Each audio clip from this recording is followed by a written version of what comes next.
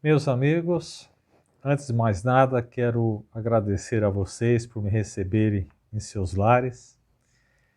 E hoje eu fui convidado para falar de um tema chamado Na Sementeira do Amor, que é extraído do livro Alvorada Cristã, capítulo 35 do Chico Xavier.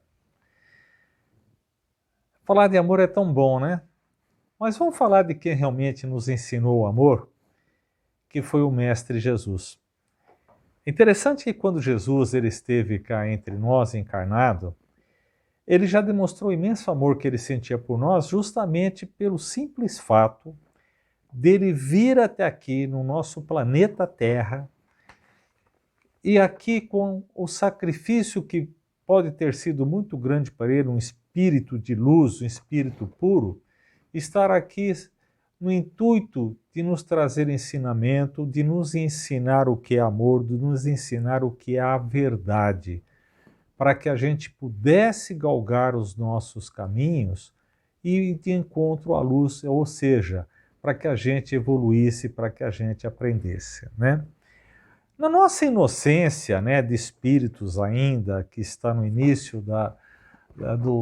da escala evolutiva, a gente sempre achou que Jesus era aquele filho místico de Deus, aquele nosso irmão maior, que estava fazendo um sacrifício de vir aqui carregar os nossos erros, carregar os nossos pecados, levar tudo aquilo que nós tínhamos de errado, e pelo simples fato dele estar aqui e a gente ouvir, que ele estaria lá nos dando a entrada para o reino de Deus, ou seja, para o céu que a gente tanto almejava, né? Só que, na verdade, Jesus não veio aqui e jamais em momento algum ele veio dizer, olha, eu vou pegar todos os seus erros, toda a sua carga de culpa e eu vou trazer para mim, eu vou sofrer, mas vocês vão sair limpos daqui. Muito ao contrário. Durante todo o tempo que ele nos fez foi justamente nos falar sobre a verdade que é a prática do amor. O amor é o único caminho que pode nos levar realmente a almejar um reino, vamos dizer, o reino de Deus, ou um mundo espiritual, onde a gente possa voltar de uma forma muito mais tranquila, de uma forma muito mais leve, livre dos nossos vícios e dos nossos erros, né? E nas andanças que a gente teve por essas vidas passadas, pelo planeta Terra, e quem sabe até em outros mundos, né? Que nós somos viajores do universo, aprendendo na escola da vida, a gente sempre achou que pelo simples fato da gente frequentar uma igreja, da gente colaborar com a igreja, a gente estaria ali conquistando o direito de cidadão do céu. Ou seja, pelo fato de estarmos ali frequentando a casa de Deus, como nós aprendemos durante as nossas vidas, que a gente já estaria, vamos dizer, entraríamos disfarçado lá pela porta do céu. E a gente não precisaria sofrer pela eternidade, conforme a gente aprendia, né, pelos ensinamentos antigos, né? Mas o Cristo, ele, não, como a gente disse, ele não se propôs a ser o réu pelos nossos erros, né? Mas o que ele veio trazendo para a gente foi justamente o caminho e a forma que nós devemos caminhar na nossa vida. O direito que nós temos de adquirir um local melhor, ou seja, da gente evoluir passo a passo e poder almejar um mundo de felicidades, tanto seja aqui no planeta quanto seja no mundo espiritual, esse direito é uma conquista que nós vamos ter através dos atos de cada um. Como nós sempre dissemos, a evolução ela é individual, é de um. Ninguém pode fazer a prática de caridade e depois simplesmente acreditar para mim os valores, porque o valor do crédito é de cada um de acordo com os nossos atos. E vejam, Jesus, ele sempre esteve atento a fazer essa demonstração do que é necessário que a gente faça para que a gente encontre a verdade, encontre a paz e realmente a gente evolua. Quando foi perguntado a Jesus qual que era o maior mandamento que se encontrava nas Escrituras Sagradas, ele de imediato, ele já disse, são dois os mandamentos: amar a Deus e amar ao seu próximo como a si mesmo. E ainda complementou justamente para exemplificar o que é amar ao próximo com a si mesmo. É fazer aos outros aquilo que você gostaria que lhe fizessem. E ainda ele finalizou com uma explicação para determinar o que ele estava dizendo sobre amor, tá? E ele disse: esses dois mandamentos, eles englobam todos os outros mandamentos e todos os profetas. Ou seja, o dia que eu conseguir colocar na minha vida, nos meus atos, a prática do amor que ele tanto ensinou, os outros mandamentos, as outras regras, aquilo que nos foi ensinado, automaticamente ele já está embutido. Porque a gente sempre diz que o amor é o sentimento maior. E o que é o amor? Ele é um conjunto de aprendizados que nós temos, que quando nós aprendemos a prática do bem, quando nós aprendemos realmente a fazer aos outros de coração aquilo que nós gostaríamos que nos fizessem, a gente aprendeu a amar. E quando você aprende a amar de coração e fazer o bem, todos os mandamentos já estão embutidos, porque todos os mandamentos é justamente para nos levar a aprender a amar. Então o amor é o sentimento verdadeiro que vai nos trazer a felicidade e vai nos trazer, como a gente aprendeu durante todos esses séculos e milênios de vida, a salvação que nós tanto queremos, né? Ora, os ensinamentos que ele deixou, através dos exemplos que ele deu, é a forma simples que nós temos de nos modificarmos, da gente aprender, inclusive, a ser feliz, né? Quando a gente procurar ver as pessoas que estão em nossa volta da mesma forma que ele nos vê, então nós podemos dizer que a gente aprendeu a amar. Eu sei que é difícil a gente fazer essa prática do amor, porque tudo que nós fazemos, que nós aprendemos, é passo a passo. E até para a gente colocar, embutir naquilo que nós somos, a prática do amor de uma forma normal e que seja constante em nossa vida, não vai ser no estalar dos olhos. Não existe o milagre ou o condão, a varinha mágica que vai fazer com que a gente mude os nossos sentimentos e as nossas personalidades de uma hora para outra. Se torna necessário que a sementeira do amor que a gente fala aqui, ela seja primeiro plantada dentro de nós, para que a gente faça florescer em nós esse sentimento do amor. Eu sei que é difícil, porque a prática do amor, ela é representada de duas formas principais. Primeiro, perdão. Segundo, a caridade. Perdão. É difícil perdoar. Você imagina ter que perdoar a pessoa que te traiu. Imagina você ter que perdoar a pessoa que te difamou, que falou mal de você para os seus amigos. Imagina você perdoar aquela pessoa que numa hora de desespero pegou aquele seu dinheirinho que você guardou com sacrifício e ele simplesmente se recusa a lhe repor os prejuízos. Como perdoar as pessoas que fez você sofrer uma paixão que te enganou? Ninguém disse que é fácil. E por que é difícil? Porque ainda nós trazemos o vício do orgulho dentro de nós, esse orgulho que não quer que a gente se rebaixe.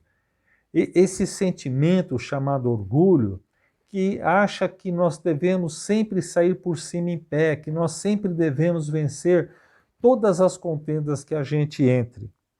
Mas, se a gente não tomar uma decisão de mudar aquilo que nós somos, se a gente não der o primeiro passo e não fazer a prática desse amor que nós precisamos semear e cultivar dentro de nós vamos continuar como que estagnados durante todas as nossas vidas e a gente vai sofrendo as consequências desse desamor que nós temos e nós não podemos culpar ninguém, porque o meio e o caminho nós temos, ele nos ensinou. O que falta é nós nos esforçarmos, lutarmos para que isso aconteça. Eu sei que é duro perdoar, mas eu vou fazer uma pergunta. Será que qualquer um de nós podemos nos olhar perante o espelho e dizer sinceramente, eu não preciso ser perdoado por ninguém, porque eu sempre ajo e sempre agi de forma correta. Eu nunca falo o que não deve ser dito. Eu nunca faço o que não deve ser feito. Eu sou sempre justo, sincero e amoroso.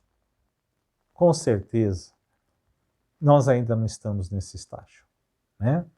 Então, se hoje nós ainda estamos tendo a oportunidade de nos corrigirmos e melhorar, é pelo amor que esse pai amoroso, esse irmão maior tem por nós, que nos dá sempre a oportunidade de vir aqui e recomeçar, tá?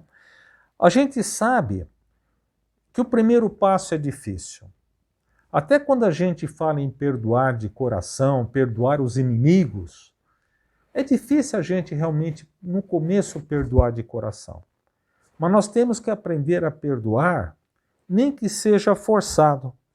E esse primeiro passo que nós temos que fazer é justamente a gente aprender a perdoar aquela pessoa que constantemente está perto de nós, ou seja, perto de nós em pensamento, porque a gente sempre está relembrando e com mágoa aquilo que essa pessoa nos fez de mal.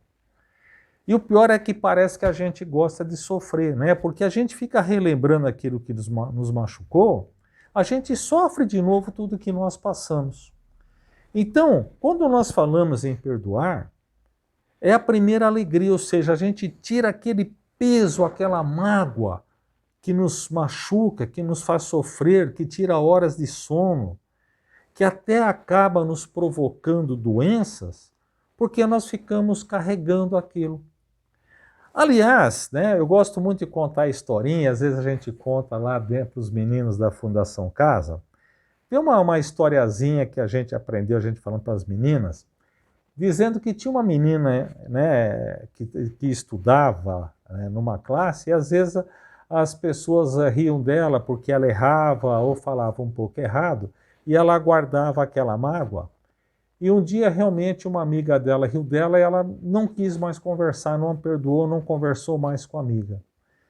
E a mãe dessa menina viu que ela estava revoltada e não perdoava uma amiga de tantos anos e perguntou para ela o que tinha acontecido. E a mãe aconselhou que ela perdoasse, eram amigos, que existem as falhas, mas ela falou, não vou perdoar. E a mãe fez uma proposição para ela. Então vamos fazer o seguinte, enquanto você não perdoar, eu vou colocar na tua lancheira algumas batatas. Enquanto você não perdoar, você vai e volta com essas batatas. O dia que você perdoar, a gente joga fora. Tudo bem? Ele falou, tudo bem. Então eu vou levar para sempre porque eu não vou perdoar. E foi se passando alguns dias e de repente as pessoas começaram a sentir um cheiro ruim dentro da classe. E a menina chegou em casa, percebeu que o cheiro vinha com ela, ou seja, aquelas batatas estavam apodrecendo e estavam simplesmente começando a exalar um odor, né, que não é muito agradável. Aí ela chegou e falou para a mãe, mãe, olha, desculpe, mas não dá. Olha como isso está cheirando, isso aqui é horrível, as pessoas vão rir mais de mim.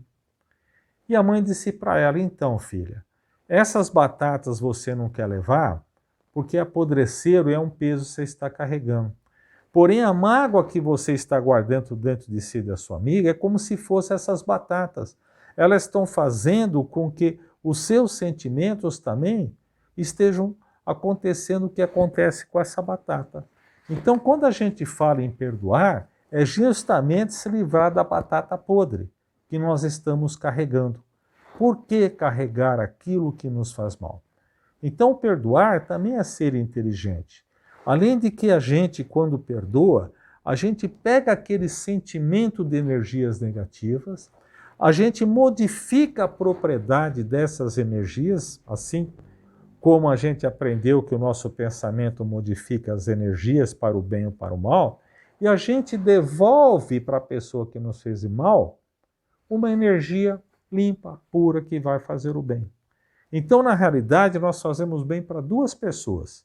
Para nós que nos livramos daquele sentimento negativo e para aquela pessoa que nós estamos perdoando através de um exemplo, e aquele sentimento de perdão que ele recebe também vai tocar nele.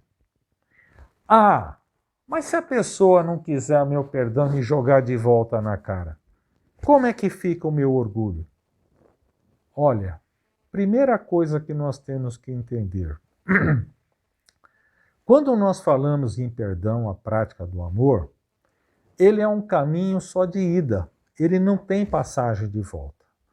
Quando você perdoa, você tira o sentimento de uma vez e devolve, de uma forma modificada. Se você está perdoando para que você tenha reconhecimento, você está doando o que lhe fez mal e está pegando de volta. Então, quando você perdoa, só perdoa. Não importa o que a pessoa vai fazer com o seu perdão, se ela vai gastar bem ou vai gastar mal. O problema é dela. Mas você pode ter certeza que essa pessoa, mesmo que ela lhe devolva ou não aceite ou utilize mal esse perdão que você deu a ela, calma. Ela também é nosso irmão, ela também é filha de Deus. E um dia a vida ensina de acontecer algo na vida dela, porque são as consequências de ação e reação, em que ela vai se lembrar daquele momento. Puxa vida, ali eu tive a oportunidade de me reconciliar com aquela pessoa que me perdoou e eu não aproveitei. Então, de uma certa forma, também é uma semente. Talvez aquela semente do perdão que você deu não germine de imediato, mas com o tempo, com os acontecimentos da vida, aquele perdoado ele pode ir lá e regar aquela semente e talvez, quem saiba, você não tenha uma surpresa no futuro, né? E quando essa pessoa que não recebeu, que você deu com tanto coração, o que você pode ainda dar-lhe de troco é a compaixão. A compaixão que a gente tenha pelas pessoas também é um sentimento de amor. Ou seja, não a dó, porque a dó dá uma impressão que a pessoa é inútil, né? A compaixão é você sentir-se penalizado por aquela pessoa por não ter aproveitado aquele momento. E esse sentimento de paixão também vai estar ali guardado dentro dele, que um dia mais tarde pode ser algo que ele venha a utilizar, né? Então, o perdão é o sentido de amor que eu acho mais difícil que tem, que a gente precisa treinar. Mas mesmo que a gente não perdoe de coração, mas procura perdoar e procure se livrando, pelo menos você não está se envenenando com esses sentimentos negativos.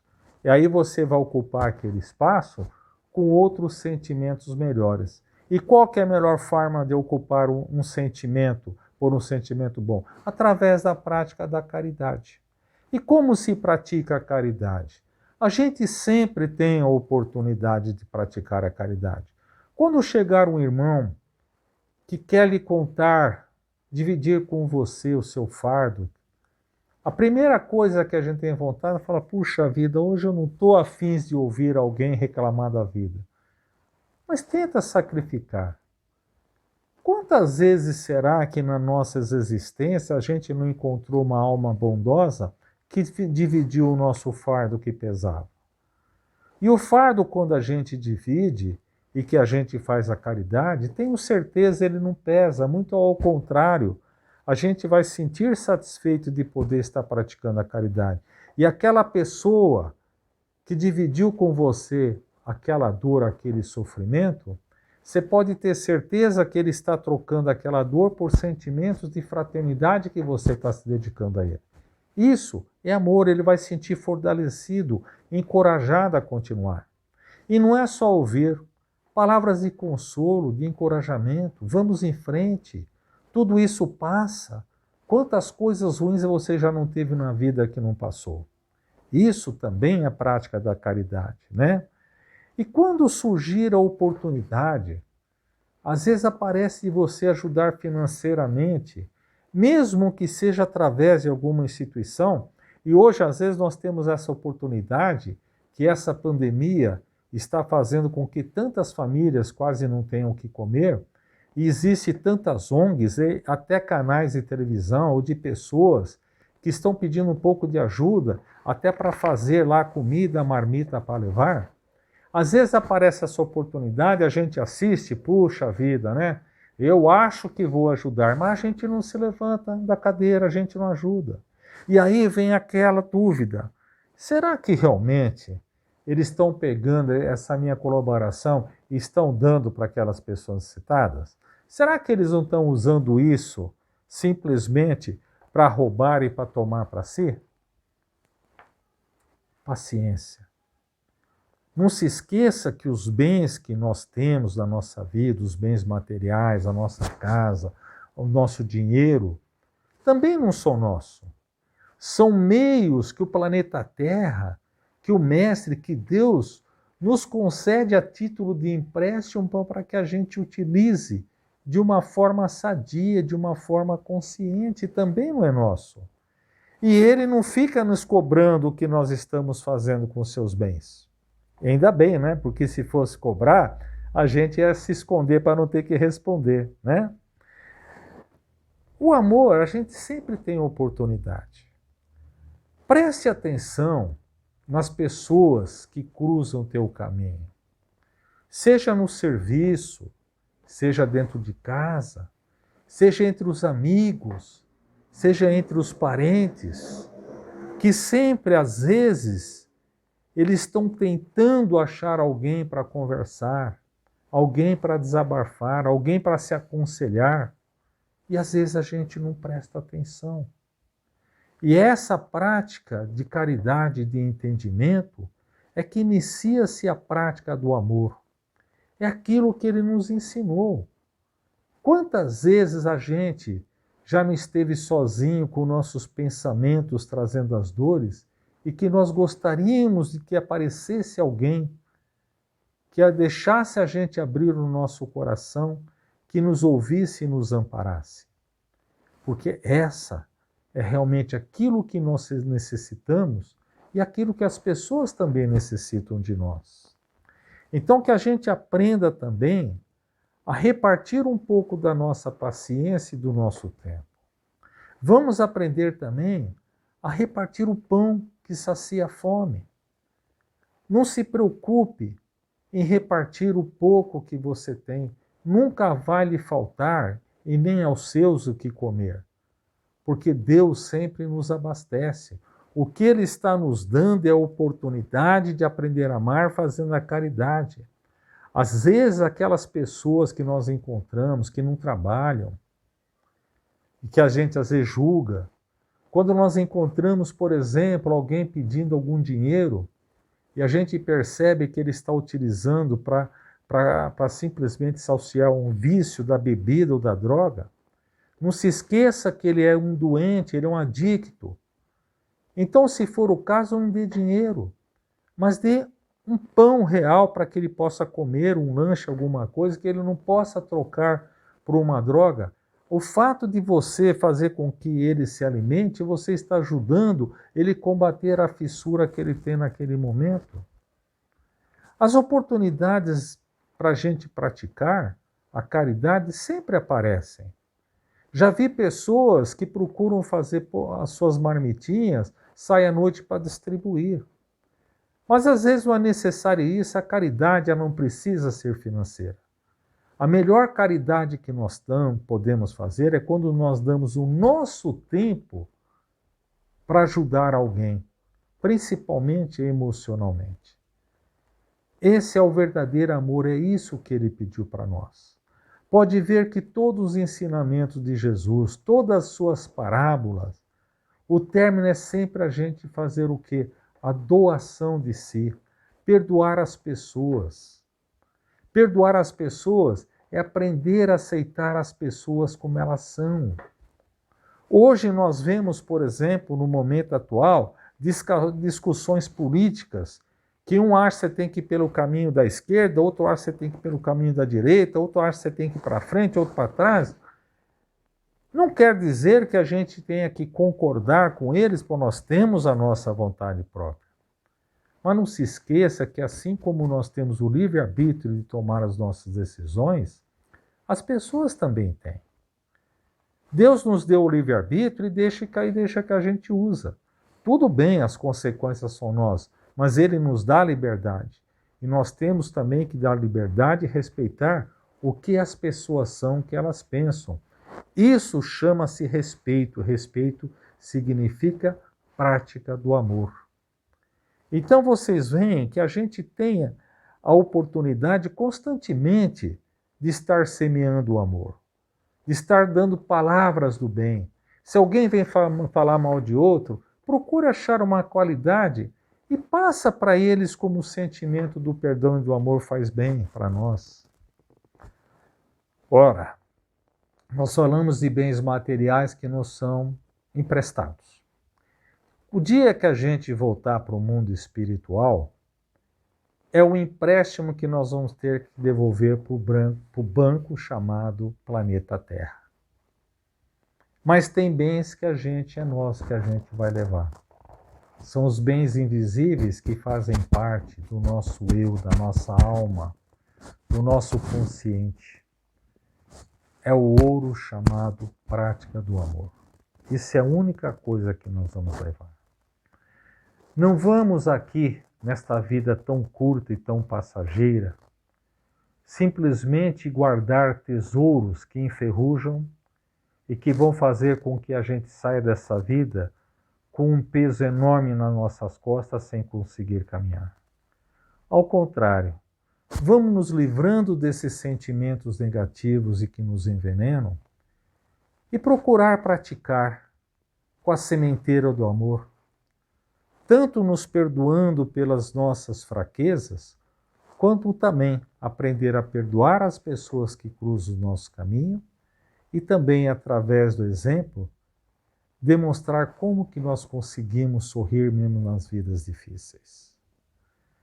Veja, mesmo que você deite a cabeça no travesseiro, com o corpo cansado pelas suas doações, por aquilo que você fez, pode ter certeza que a sua consciência vai lhe agradecer pela leveza. Com toda certeza nós estaremos dormindo sob o olhar generoso e amoroso daquele mestre que viu que nós estamos pelo menos tentando praticar os seus ensinamentos. E hoje eu gostaria de pedir a vocês que iniciassem uma prática da caridade nesse momento. Que assim que nós terminamos agora esse nosso bate-papo, essa visita que estou fazendo a vocês, que simplesmente vocês calassem todos os seus pensamentos individuais e que fizessem uma oração pelas pessoas, nossos irmãos, talvez nem conheçamos, mas que nesses momentos tão difíceis estão precisando de carinho, de amor e compreensão. Com toda a certeza nós não podemos abraçar fisicamente, mas nós podemos abraçar espiritualmente, e essas energias que nós dispensamos, esses espíritos companheiros e amigos, com toda a certeza, irão recolher, agradecer por essa caridade de doação e levar até aqueles necessitados. Assim, estou saindo de sua casa, mas lhe pedindo que nesse momento faça essa prática de caridade, tá bom? Que Deus os abençoe, que Deus lhe dê luz e que lhe dê muitos e muito amor na vida de vocês. Fiquem com Deus e muito obrigado por me receberem e por me aguentarem, tá bom? Até a próxima, fiquem com Deus.